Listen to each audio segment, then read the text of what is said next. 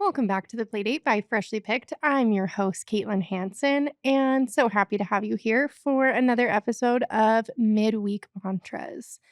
I hope everybody is having a wonderful week.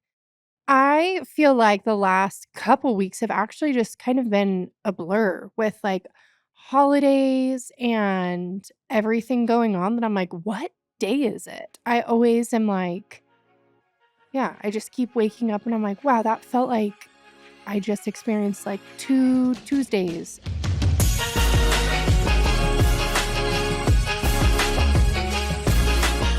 I was just talking about this actually with Susan.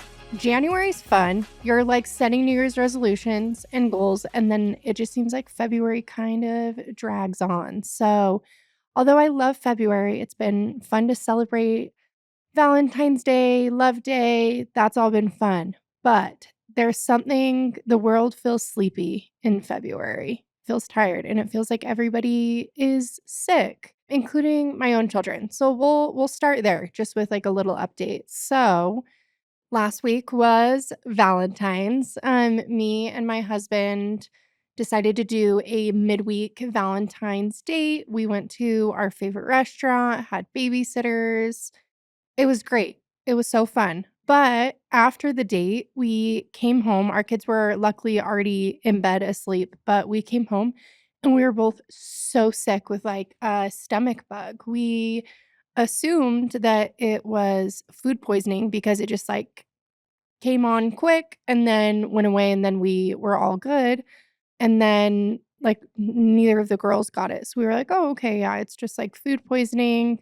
But now I keep hearing like more and more people getting stomach bugs. And then yesterday, cute little Nora got it and has been sick. And there is something about like when my kids are sick, I kind of feel bad even saying this, but I have like a love-hate relationship with it, obviously. Like I hate that my kids are sick and not feeling good or in pain, but I also love that they're like more cuddly and snuggly. And like I know when my kids aren't feeling well because they never hold still and all they want to do is snuggle. So I'm like, I enjoy the snuggles, but feel bad for them. And then it also just like reminds me when we aren't feeling good, just like how grateful I am to have a healthy working body that isn't my normal of like feeling like that. So that's been just kind of a little bit about what's going on in our neck of the woods. Wanted to dive in and just kind of talk about some affirmations and some mantras for today. Okay, so I came across this one and it says mom mantras that I've been repeating to myself lately. Embrace the chaos. And when I read that first one, I was like, I actually really need to do that. I feel like lately I've been getting really overstimulated. Like my children are loud and that's great. Like I want them to be spirited and loud and like have fun.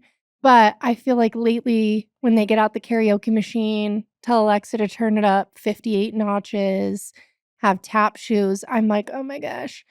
But I need to do a better job of embracing the chaos and just like going with it. And my kids are also in a stage of like they love to cut with scissors and just like cut up little teeny tiny pieces and like I just like find scraps everywhere.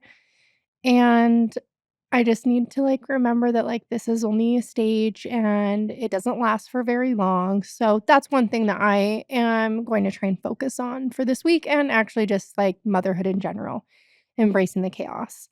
This next one says, I'm still learning and that is okay. Amen to that.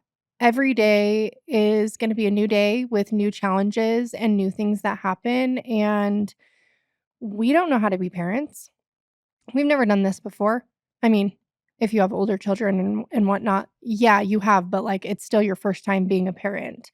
And it is okay that you don't know the answer to things. It is okay that things are not turning out perfectly. Like we are still just learning. Okay, this next one says, do what you can and let the rest go. Love that. I need to remember that more. This next one says, I'm worthy of me time, honor my needs, and take care of myself daily too. You deserve time to yourself and to relax and unwind. This next one says, I celebrate my body and its ability to create life.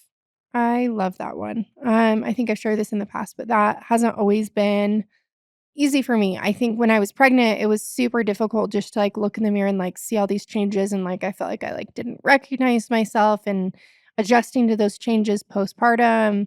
So I love that. I celebrate my body and its ability to create life. This next one says, I am the mother I was meant to be. True. And you are the mother that your kids need. So I love that one. What I did today was enough. I need to remember this. Sometimes I will go to bed and be like, I didn't accomplish anything. I didn't get anything done that I needed to. And then, I mean, my cute husband is always like, well, our kids are happy and they're fed and they're doing well. So that is enough. And anything additional is cherry on top. This next one says, give yourself grace, mama. You're doing the best you can in this moment. And I just thought that these were all such sweet little mom mantras and a lot of them much needed. And I just really appreciated this. And it's good little reminders that, yeah, things can be difficult in the moment, but they won't last forever. Okay, another thing that I wanted to share that I came across this week was this acronym.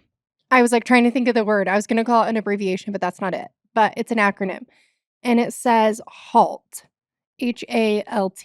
And this one was, like, geared toward teenagers, but I thought it was great for, like, young children and honestly just, like, children of any age.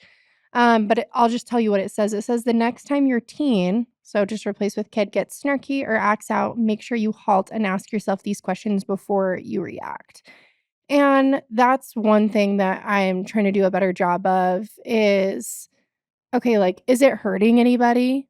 And, like, is it really that big of a deal? And I that just helps me to, like, keep in check of my emotions too. But, okay, so I loved this acronym. It says, H stands for hungry. Are they starving? Before you react, cut them some slack and feed them. So, yeah, maybe they're hangry, maybe they're hungry. A is anxious. Are they worried? Are they stressed? Talk, ask them questions, be supportive, listen. L is lonely. Are they feeling left out? Are they feeling isolated? Maybe they need your patience and understanding. Dig below the surface. T is tired. Are they exhausted? Table any conversation until they are rested.